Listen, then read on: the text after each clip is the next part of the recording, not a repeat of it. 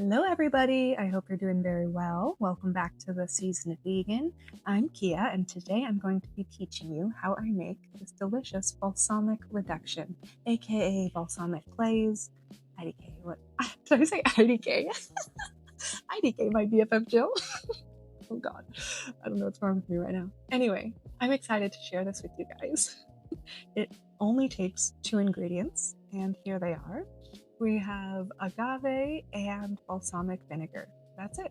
This is a very, very simple recipe, but it's something that elevates your meals and your cooking like just tenfold based on what it is and how simple it is to make, if that makes any sense. I hope it does. Anyway, let's get on to the step-by-step instructions. So the first thing we're going to do is add our balsamic vinegar to a very small pot. You can see mine is a small pot, but if you have a smaller one than that, I recommend even smaller.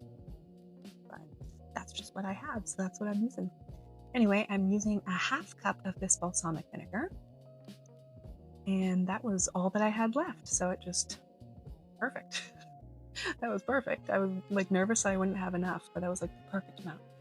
Okay, and then we're gonna put in 2 tablespoons of this agave. And if you don't have agave, you could also use maple syrup for this recipe. You could also use coconut sugar. I'm trying to think of something else you could use. You might be able to also use just regular sugar. I haven't tried that yet, but I suppose it's the same concept. It could work. Yeah, but I'm using agave and it worked out really, really well. So basically what we're gonna do is just mix these 2 ingredients together, as you just saw, and then continue to stir it for about, I don't know, anywhere between 5 to 10 minutes. But what we're looking for is the liquid to reduce by about half and to become a little stickier, if that makes sense. And I'll show you throughout this process, like I'll scrape the bottom of the pan a bit like this to see if it's becoming sticky yet. And once you can kind of see how I'm scraping it there and you can see it pulling away from the bottom of the pan, that's how we know that we're getting there. Oh, also a little note, remember, we are not gonna let this mixture come to a boil. We really just want it to simmer. And right before you can see it start to boil, it's gonna start to really come together. And at that point, you're gonna want to remove it from the heat. Look at that. It's getting there, you can tell. It's becoming drizzleable. That's a word I just made. Drizzleable. Is that a word? I don't know. English is so weird sometimes. Anyway, I think that's almost there, guys. Look at that. Yes. So if you could imagine what this tastes like, it's like the sweet, tangy sauce that you can drizzle on, I mean, whatever you want. Salads, breads, bowls. I later on put this on pesto pasta. Oh my word, it's so good.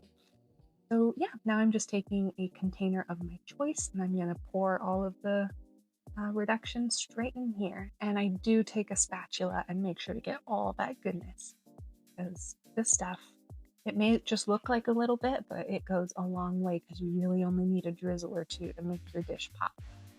So I'm at this point just having it with the focaccia that I made earlier in the week. If you haven't checked out that video yet, go to my channel and you will find it there. You can just look through my playlists.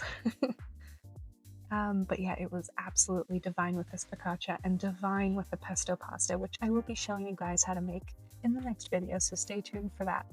But yeah, this is a really good way to elevate your meals, you guys. And I don't know what I was doing here for the camera. I was being all modest, but who am I kidding? You know, I took that loaf and I just dumped it right in there. I'm like, oh yeah, look at me. I just put a modest amount. No. It gets dumped. As it should. Well, there you have it. That is how you make balsamic reduction, aka balsamic glaze. A wonderful, wonderful tool to have in your pantry. And speaking of pantry, it is important that I mention you do not need to keep this in the fridge. You can go ahead and store it in your pantry along with your other vinegars or your other shelf-stable oils and stuff like that. And it will last for as long as you can keep it, maybe like 2 weeks. I don't know. I think mine will be gone before that, but yeah, it'll last for about that long. So Enjoy, you guys. Happy eating, happy cooking, happy everything. All right, thanks for watching. Love you guys so much. Bye bye.